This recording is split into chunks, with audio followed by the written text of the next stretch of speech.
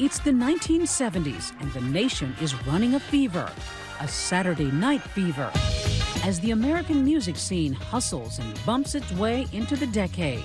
Those of us who were around in '79 and the late '70s remember what the music was back then. It was disco. Dance floors are alive with the beat of the Village People, Donna Summer and the Bee Gees. And somehow, amidst the swirls of silk shirts and strutting platform shoes, the reign of the Queen of Soul is falling on deaf ears. It wasn't hitting for her. This happens in pop music. Usually it means that it's over and that you tour on your hits for the rest of your life. But this was Aretha we were talking about. It all changes when Hollywood comes calling in 1980. Up-and-coming director John Landis, hot off the success of Animal House, is making The Blues Brothers. We're on a mission from God. Landis has John Belushi and Dan Aykroyd. But who they really want is Aretha Franklin. The studio thought, well, don't you want people younger and hipper? They weren't sure. I mean, and also this is old music. They kept saying, you know, don't you want disco? How about Donna Summer? 12 minutes before the hour, Aretha Franklin has been known for a long time as the Queen of Soul. Aretha appears on Good Morning America with her then husband, actor Glenn Turman. Did you have fun making that film? It was a ball. Early in the morning, but a ball. You liked acting? Yeah, I enjoyed it. And shooting that was really interesting because Aretha Franklin, very much like James Brown and B.B. King, other performers I've worked with, have difficulty lip syncing. And the reason they have difficulty lip syncing to playback is they never sing a song the same way twice. Boom. The impact of that film? Anyone who thinks Aretha is over, you better think. Well, they better just think again.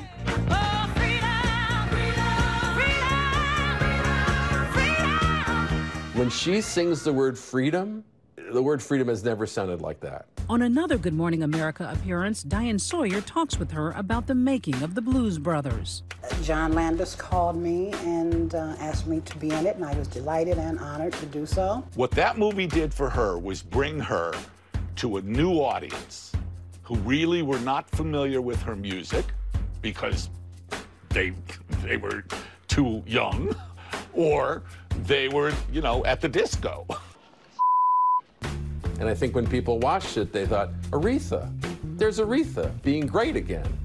People may have forgotten, and that got people thinking about Aretha once more. The 80s also brings an important new partnership. I think the 80s was important for Aretha for a number of reasons. Number one, Clive Davis. All I know is currently she's still great in person. She still captures the magic. If the Blues Brothers was the vehicle that relaunched Aretha, the song and video that put her back on the road to success, Freeway to Love.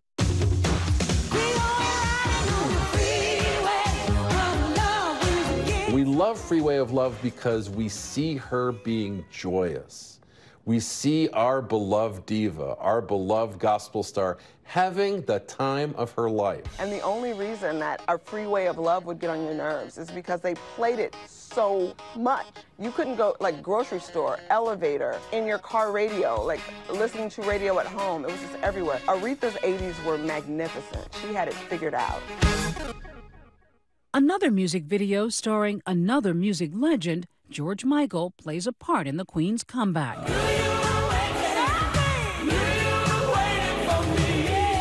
Knew You Were Waiting for Me. Another huge hit. Yeah. Big one. When they are harmonizing, it is very powerful.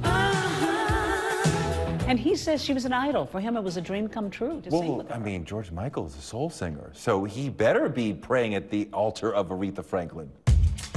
George Michael very much wants to make this record with Aretha, and it becomes a huge pop hit in the UK. A major, major hit for her there. A hit here in the US where it also wins a Grammy. Even as her career is again taking flight, Aretha's fear of flying keeps her grounded. Sort of like Air Force One. It's Aretha One. Air Force One on wheels, on the ground.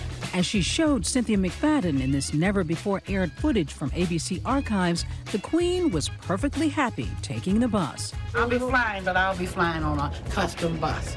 But it's great because I get to see America now.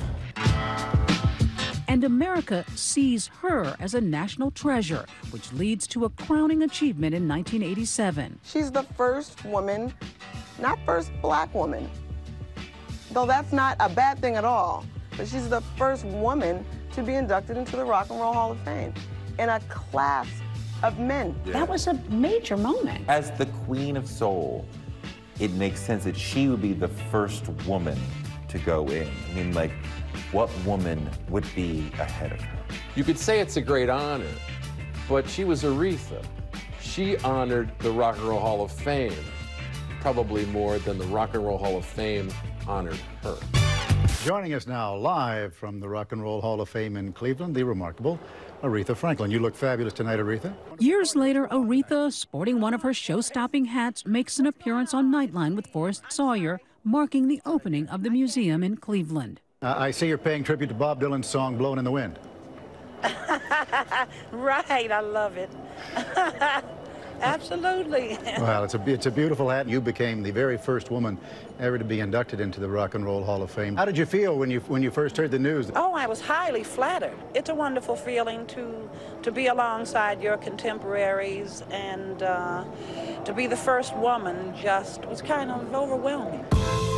That didn't necessarily cast her in a higher orbit. She was already there. Yeah. They just recognized her. Yes, the Rock and Roll Hall of Fame, the Grammys, all these people recognize the greatness. They cannot elevate Aretha any more than Aretha's already elevated herself with the records that she made. You are recognizing that you noticed her genius. You are not giving her anything she doesn't already have. Hi everyone, George Stephanopoulos here. Thanks for checking out the ABC News YouTube channel. If you'd like to get more videos, show highlights, and watch live event coverage, click on the right over here to subscribe to our channel, and don't forget to download the ABC News app for breaking news alerts. Thanks for watching.